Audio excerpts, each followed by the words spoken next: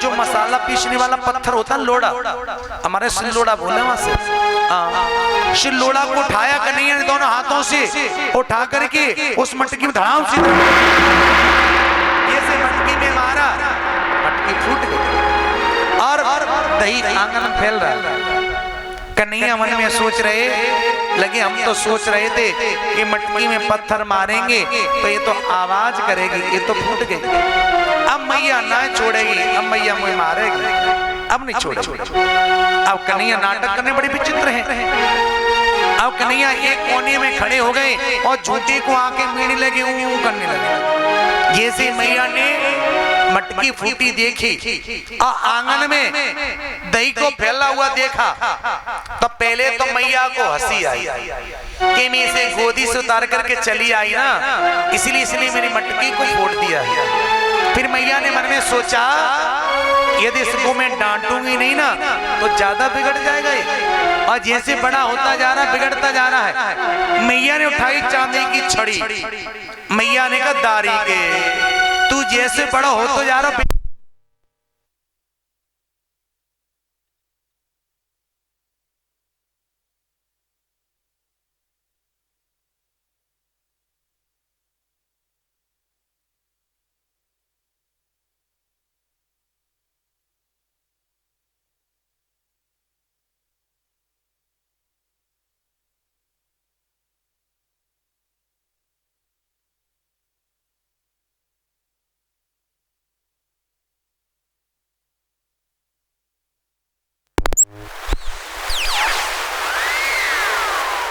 प्रेम से बोलेंगे राधे राधे। और मैया ने उठाई चांदी की छड़ी, का दारी के तूने मेरी दादी सासू की मटकी को फोड़ दिया, आज तुझे छड़ी से तेरी पिटाई करूंगी, आज तुझे उखल से बांधूंगी। जैसे मैया के हाथ में छड़ी देखी कन्हैया ने, सुई कन्हैया आगे आगे भागे, मैया तू मुझे मारेगी। मैया ने क्या मारूंगी नहीं, आज दारी का तेरी पूजा करूंगी नहीं, मेरे पास में आगे आगे कन्हैया, पीछे पीछे मैया दौड़ रही है।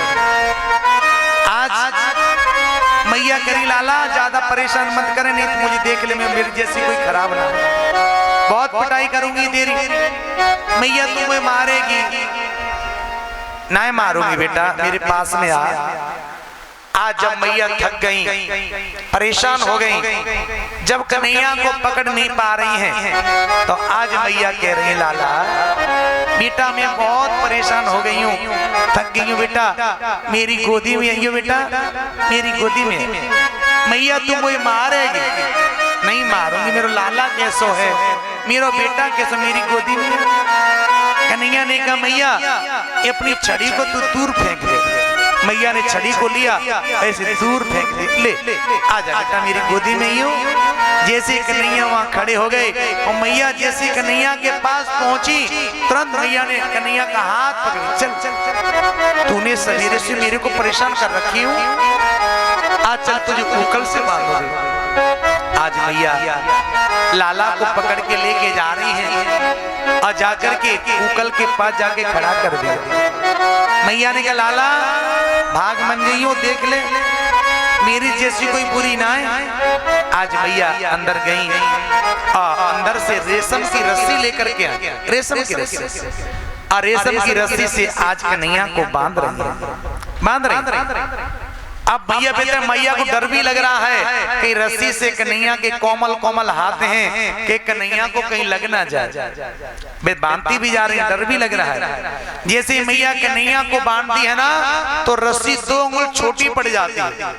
मैया फिर रस्सी मंगाती है अंदर से, फिर रस्सी में गठान लगाती है, रस्सी को बड़ा करती है, फिर कन्हैया को बांधती है, फिर 2 उंगल रस्सी कम पड़ जाती है। एक है ऐसुर शक्ति और एक है माधुर शक्ति। एक शक्ति कहती है कि मैं आज कन्हैया को बांधूंगी, एक शक्ति कहती देखो कैसे बांधोगी, बांध के दिखाओ। तो ऐसुर शक्ति और माधुर शक्ति में झगड़ा शुरू हो जाता है तो रस्सी 2 उंगल छोटी पड़ जाती है। जब मैया थक जाती हैं, परेशान हो जाती हैं और कन्हैया को बांध नहीं पा रही हैं, तब स्वयं मेरे मेरे कन्हैया स्वयं बंधन में आ गए सजनों। आज यशोदा मैया लाला को ऊकल से बांध करके और अंदर घर में गई, कुछ काम करने लगी। यशोदा मैया के महल पर दो अशोक के वृक्ष खड़े थे, दो अशोक के वृक्ष। दोनों वृक्षों के बीच में से ऊकल को खींचते हुए निकले। ऊकल जरा सा दोनों पेड़ों के बीच में फंस गया था। मेरे कन्हैया जरा सा झटका लगाया, दोनों वृक्ष जड़ से उखड़ करके और जमीन पर धड़ाम सीधे गिरे। वृक्षों की जड़ में से दो महापुरुष निकले। मेरे प्रभु कन्हैया ने पूछा, आप कौन हैं? आपका परिचय? कहा, हम कुबेर महाराज के पुत्र हैं। एक बार हमने नारद जी का सम्मान नहीं किया था, सो उन्होंने हमें राक्षस होने का श्राप दे दिया था। फिर ये कहा था कि 3 जन्मों के बाद भगवान का स्पर्श होने से तुम्हें मुक्ति मिल जाएगी। और भगवान ने कहा, तो वरदान मांगो, क्या चाहिए? कहा, महाराज हमारे हाथ आपकी सेवा में लगी रहे, हमारी वाणी आपके गुणों को गाती रहे, बस यही वरदान दे दो। जब वृक्षों की आवाज बड़ी जोर से गोकुल में हुई तो आज नंद बाबा दौड़ करके आए। जैसे नंद बाबा अपने घर आए दौड़ करके, देखा दोनों वृक्ष अशोक के जमीन पर पड़े उखड़े हुए, और देखा वृक्षों के बीच में कन्हैया फंसे हुए। आज नंद बाबा ने तुरंत कन्हैया को ऊकल से खोला और खोल करके वृक्षों के बीच में से निकाला और गोदी में लिया। और गोदी में लेकर के आज नंद बाबा कन्हैया को लेकर के अंदर गए। और आज यशोदा मैया को बहुत डांट लगाई, बहुत डांट। देवी, आपने कन्हैया को ऊकल से क्यों बांधा? भाई देखो, ये दोनों पेड़ अशोक के कन्हैया के ऊपर गिर गए। अभी कन्हैया को कुछ हो जाता तो आप क्या करते? बहुत डांट लगाई नंद बाबा ने। आज नंद बाबा ने पूरे गोकुल की पंचायत लगाई, पंचायत जोड़ी। सारे लोग इकट्ठे होकर के आए। सारे गोकुल वासियों ने पूछा, बाबा क्या बात है, हमको क्यों बुलाया? नंद बाबा ने कहा, भैया मैं सब गोकुल वासियों से एक बात कहना चाहूं कि जा दिन से मेरे लाला को जन्म भयो है, बाद दिन से कोई न कोई राक्षस मारने के लिए आ जाता है। देखो, पूतना आई, सट्टासुर आयो, तृणावर्त आयो, और ये दोनों वृक्ष लाला के ऊपर गिर गए। अब मेरा गोकुल वासियों से सभी से मेरा निवेदन है कि भैया अब हम गोकुल में नहीं रहना चाहते। आज गोकुल वासियों ने कहा, बाबा इतना बड़ा महल, इतनी बड़ी संपत्ति आप छोड़ के कहां जाएंगे? आज नंद बाबा ने कहा, भैया जा मेरो लाला खुश नहीं, जा मेरो कन्हैया खुश नहीं, इस संपत्ति को महल को लेकर के हम क्या करेंगे? नंद बाबा के छोटे भाई थे घनानंद, उन्होंने कहा, बाबा एक बड़ी सुंदर जगह है कि बनम वृंदावनो नामो पशव्यो नवकाननो। बड़ी सुंदर जगह वृंदावन है ना। वृंदावन में पहले कोई मकान नहीं थे,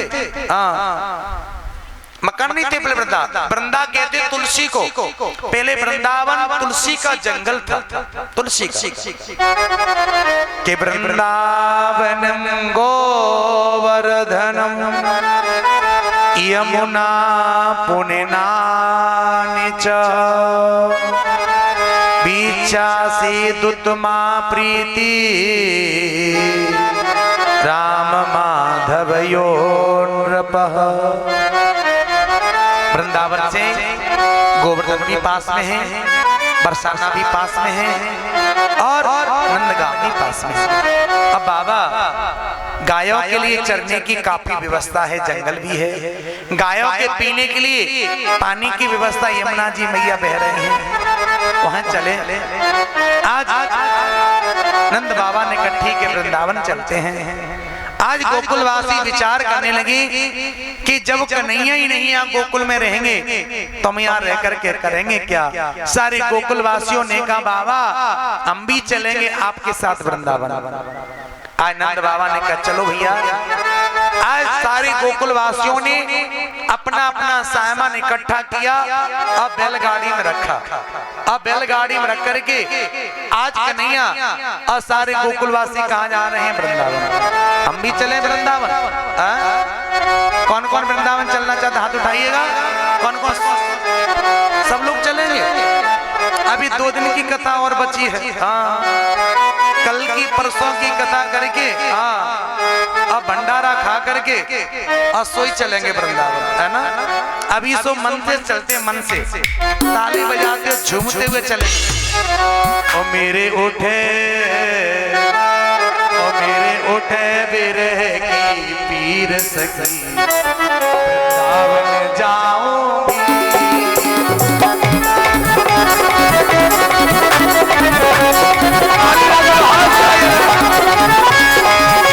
वृंदावन जाऊंगी वृंदावन जाऊंगी पीर सखी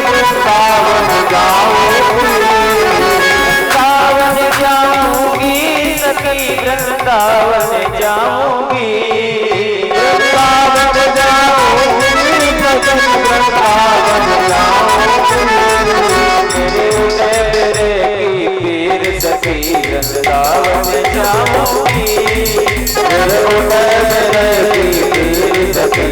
वृंदावन जाऊंगी।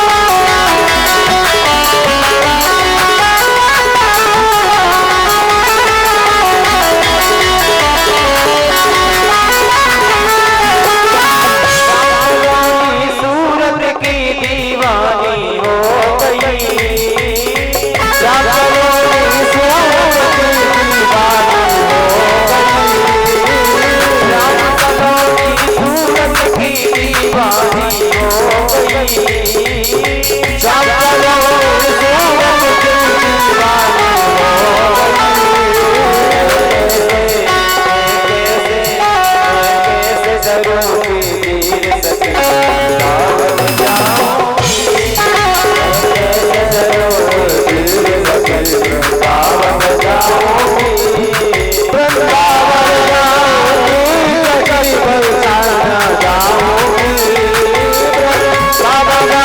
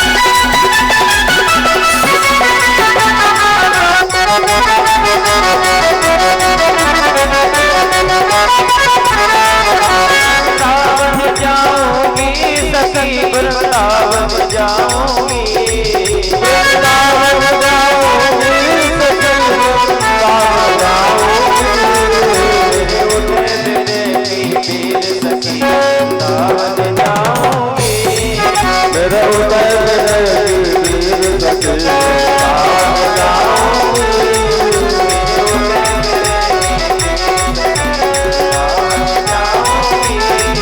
मेरे उदय मेरे की पीर सखी वृंदावन जाऊंगी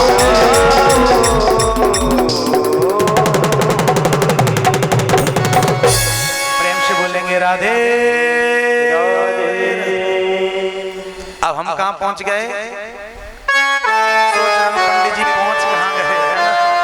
नहीं, दस्तौली में बैठ कर हनुमान जी के मंत्र पे कथा सुन रहे हैं। अरे मन से तो पहुंच ही गए, हाँ शरीर से नहीं पहुंचे तो मन से तो पहुंच ही गए।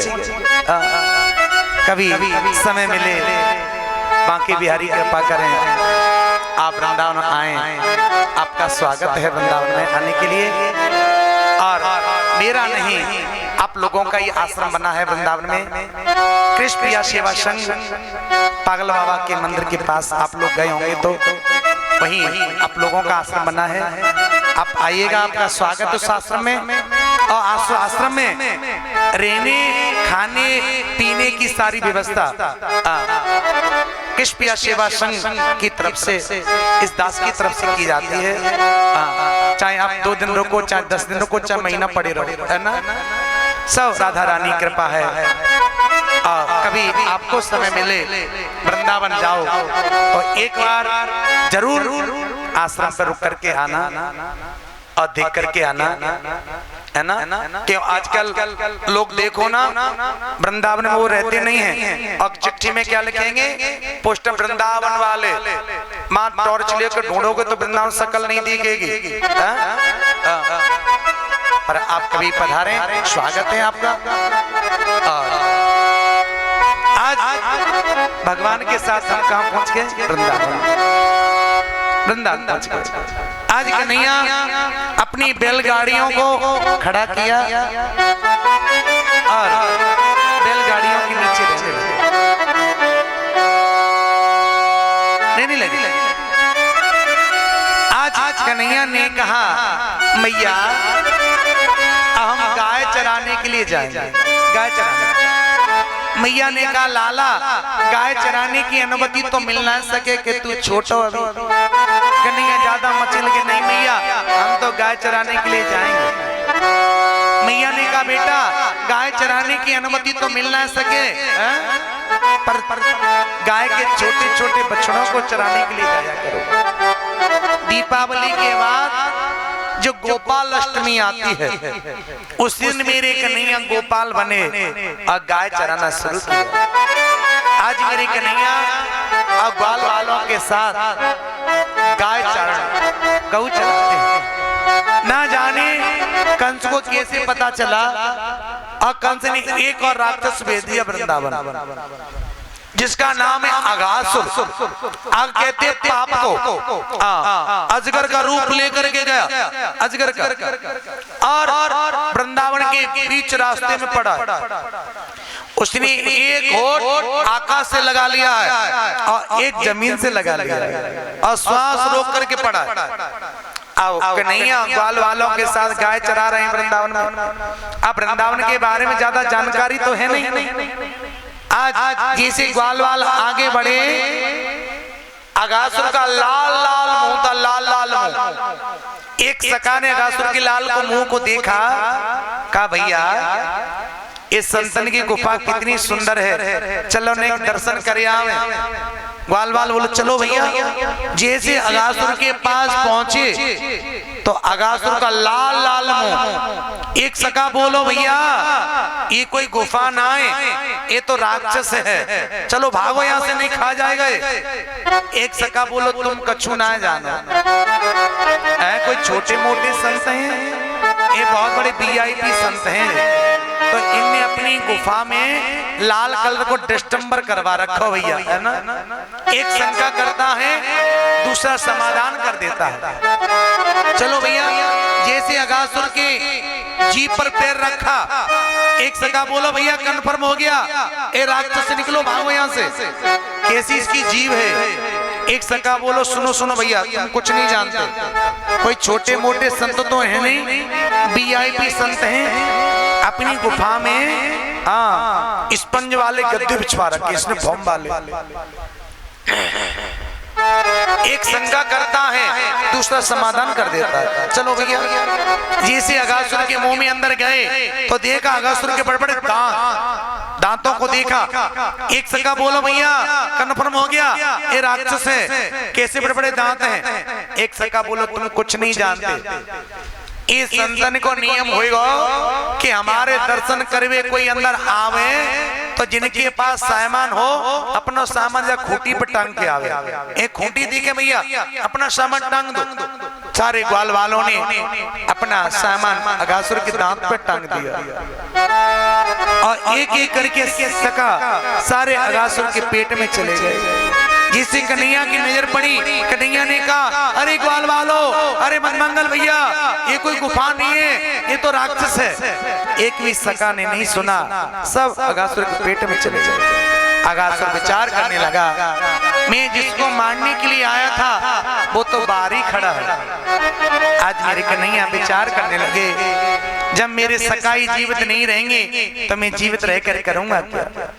जैसे मेरे कन्हैया ने अगासुर के मुंह में अंदर प्रवेश किया और जैसे अंदर गए अगासुर ने तुरंत अपने मुंह को बंद किया। जैसे मुंह बंद किया तो मेरे कन्हैया अंदर नहीं गए, उसके गले में बैठ गए। अगासुर के गले में बैठे अपने शरीर को बड़ा किया, फुलाया। जैसे फुलाया अपने शरीर को, अगासुर का सिर फट गया, अगासुर का प्रधान हो गया। अगासुर का उद्धार किया। जैसे मेरे कन्हैया अगासुर के पेट में अंदर गए, जाकर के देखा सारे सका मूर्छित पड़े हैं, सारे सका। मेरे कन्हैया ने अपनी अमृतमयी मुरली से सब सकाओं को जीवित किया। सब आज ग्वाल वालों ने कहा कन्हैया बड़ी जोर की भूख लगी है भैया, कुछ खाने की व्यवस्था। कन्हैया ने कहा ग्वाल वालो अपने घर से जो सामग्री लेकर के आए हो ना, खोलो और खाओ। आज गोलाकार बनाया सभी ग्वाल वालों ने, कन्हैया को बीच में बैठा रहा और आज सारे ग्वाल वाल अपने घर को प्रसाद आज कन्हैया को खिला रहे हैं। कन्हैया मेरी मैया ने कितनी सुंदर पुआ बनाए हैं, तुमने खा के दे दे।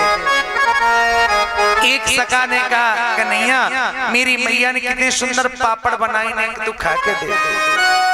आज एक ग्वाल वाल कहने लगा कन्हैया मेरी मैया ने कितना सुंदर हलवा बनाए, उन्हें हलवा खा के दे। उस ग्वाल वालों के मंडली में यदि कोई गरीब था, सज्जनों मधुमंगल था। आज कन्हैया ने कहा मधुमंगल ये सारे ग्वाल वाल अपने घर को प्रसाद खिला रहे हैं, क्या आप कुछ लेके नहीं आए, क्या मुझे कुछ खिलाओगे नहीं। आज मधुमंगल ने कहा कन्हैया 5 मिनट आप इंतजार करो, अभी मैं अपनी मैया से कुछ लेकर के आता हूँ। आज मधुमंगल दौड़ा दौड़ा गया, अपने घर पहुंचा। आज मधुमंगल की माँ पूर्णमासी प्रोतानी माला लेकर के भजन कर रही थी। जैसे मधुमंगल ने जाकर पहुंचे, मधुमंगल ने कहा मैया आज लाला कन्हैया ने अपने घर को प्रसाद मांगो है, मैया तू जल्दी देकर छू। आज इस बात को जैसे पूर्णमासी ने सुना, पूर्णमासी मैया के हाथ से भजन करने वाली माला छूट गई। आज मैया विचार करने लगी, आज मेरा लाला आज कैसे आएगा। मैया जल्दी कच्चू प्रसाद दे। कन्हैया ने अपने घर को प्रसाद मांगा। आज मधुमंगल की माँ पूर्णमासी कहने लगी बेटा आपको पता है कि अपने घर में कितनी गरीबी है, कितनी गरीबी है। अमावस्या के दिन, पूर्णिमा के दिन किसी के घर से सीधा आ जाता है, उससे 2 टिक्कर बना के मैं खा लेती हूँ बेटा। और अपने घर कुछ व्यवस्था नहीं है, तभी तो मैंने तुझे कन्हैया के घर पे छोड़ रखा है। आज बेटा कुछ व्यवस्था नहीं है घर पे। आज मधुमंगल फूट फूट करके रोने लगा। सज्जनों आज मधुमंगल कह रहा है हे परमात्मा, हे विधाता, क्या तूने सारी गरीबी मेरे घर में पटक दी? आज कन्हैया ने मेरे घर का प्रसाद मांगा, क्या भला अपने कन्हैया को अपने घर का प्रसाद नहीं खिला सकता? आज मदमंगल रो रहे हैं। आज मदमंगल की माँ समझा रही, बेटा चुप हो जा। आज बेटा देख वो मटकी रखी है, उस मटकी में 3 दिन की बासी कड़ी पड़ी है, सो तू कड़ी को ले जा। ये सी मदमंगल ने मटकी को खोल करके सूंघा, 3 दिन की बासी खट्टी कड़ी थी। मदमंगल का मन भी खट्टा हो गया। आज मदमंगल विचार करने लगा, क्या मेरा कन्हैया माखन मिश्री खाने वाला क्या भला मेरी घर की कड़ी को स्वीकार करेगा? क्या भला मैं उसको 3 दिन की बासी कड़ी खिलाऊंगा? नहीं खिला सकता। फिर मदमंगल विचार करने लगा, मेरा कन्हैया तो भाव का भूखा है। आज मदमंगल 3 दिन की बासी कड़ी की मटकी को लेके जा रहा है। विचार कर रहा है कि मैं कन्हैया को बासी कड़ी नहीं खिलाऊंगा, क्या करूंगा? यदि इस मटकी को मैं छिपा करके रखता हूं तो वो इतना चतुर है कि इस मटकी को ढूंढ लेगा, और यदि इस मटकी को मैं फोड़ता हूं तो ये मटकी आवाज करेगी, तो कन्हैया कहेगा तुम्हारे लिए कड़ी लेकर के आया था, इस कड़ी की मटकी को फोड़ क्यों दिया? क्या करूं? आज मेरे मदमंगल ने एक पेड़ से छुप करके और उस कड़ी को जल्दी जल्दी पीने लगे। कुछ पी रहे हैं, कुछ मुंह पे फैल रही है। एक सखा की नजर पड़ी, कहा कन्हैया देख देख भैया, ये मदमंगल कहा कर रहे हो? जैसे ही कहा ना, आज कन्हैया और सारे ग्वाल वाल दौड़ करके मदमंगल के पास आए। आज कन्हैया ने कहा, मदमंगल एक कड़ी आप हमारे लिए लेकर के आए थे और आप इस कड़ी को अकेले कैसे पी गए? आज मदमंगल ने हाथ जोड़ के कहा, कन्हैया 3 दिन की बासी कड़ी थी, मुझे नहीं पता कि तू 3 दिन की कड़ी को खाता या ना खाता। मदमंगल कह रहा है, कन्हैया तू आज मुझे माफ कर दे, आज तू मेरे को क्षमा कर दे, और मैं कल तेरे लिए अपनी मैया से बढ़िया सुंदर खीर बनवा के लेके आऊंगा। खीर तू कहे तो अपनी मैया से पुआ बनवा के ले आऊं, तू कहे तो अपनी मैया से हलवा बनवा के ले आऊं, पर आज माफ कर दे। आज कन्हैया ने कहा, मदमंगल मैंने तो प्रतिज्ञा की है कि आज तेरे घर को ही प्रसाद पानो है। आज मदमंगल ने कहा, कन्हैया घर पे कुछ व्यवस्था ना आए तो मैं क्या करूं? आज कन्हैया ने कहा, मदमंगल मेरे लिए तो बहुत पर्याप्त है, कहाँ है? तुरंत मेरे कन्हैया ने अपनी जीभ निकाली और जीभ निकाल करके मदमंगल के मुंह पे जो कड़ी फैली थी ना, उस कड़ी को चाटने लगे। इस दृश्य को ऊपर से देख रहे थे ब्रह्मा ने कहे, राम राम राम राम राम, कैसा? ये नारायण है, एक ग्वाल वालों के मुंह पे फैली कड़ी को चाट रहा है। वो नारायण नहीं हो सकता। अरे वो नारायण नहीं हो सकता। जब उसने मथुरा में जन्म लिया था, उसकी स्तुति करने के लिए तो मैं भी गया था, पर उसकी परीक्षा लेकर के देखूं कि वही नारायण है कि कोई दूसरा है। ब्रह्मा जी वृंदावन में आए और कन्हैया के गाय बछड़ों को चुरा करके लेके गए और ब्रह्मलोक में जाकर के बंद कर दिया। आज कन्हैया ने कहा, ग्वाल वालों अपने गाय बछड़े कहाँ हैं, ढूंढो। आज ग्वाल वाल और कन्हैया गाय बछड़ों को ढूंढ रहे हैं, इधर देख रहे हैं तो गाय बछड़े नहीं हैं। और ब्रह्मा जी ने एक नाटक और कर दिया, वृंदावन में आए और सारे ग्वाल वालों को पकड़ करके लेके गए, उनको ब्रह्मलोक में बंद कर दिया। इधर कन्हैया देख रहे हैं तो गाय बछड़े नहीं हैं, इधर देख रहे हैं तो ग्वाल वाल नहीं है। आज कन्हैया ढूंढ रहे हैं, अरे ग्वाल वालो, अरे कहाँ हो भैया, अरे मदमंगल, अरे कहाँ हो भैया, अरे सुनते क्यों नहीं हो, आवाज क्यों नहीं देते? जब इधर देखे गाय नहीं, इधर देखे ग्वाल वाल नहीं। आज मेरे कन्हैया रोने लगे बड़ी जोर से कि मेरे गाय बछड़ों को कौन ले गया। जैसे आंख बंद करके ध्यान किया, अरे ब्रह्मा जी आपने मेरे साथ में इतना बड़ा छल किया कि मेरे गाय बछड़ों को और ग्वाल वालों को चुरा करके लेके गए, ब्रह्मलोक में बंद कर दिया है।